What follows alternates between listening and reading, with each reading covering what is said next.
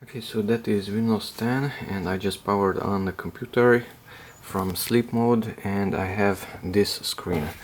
On this one I have to press enter. Now another screen to sign in and I don't have any password. And then I have the desktop. Okay, let's see how to disable the first screen, which is the lock screen. So go here to the start and right click on the start button, go to run.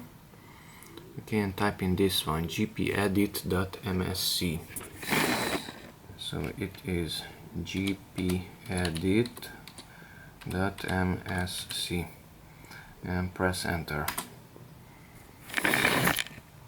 Okay, on this window, here on the first section, computer configuration, we have administrative templates. Double click on that one, double click control panel also, and click on personalization. Okay, and here do not display the lock screen. Double click that one and set it to enabled. And close the window with OK.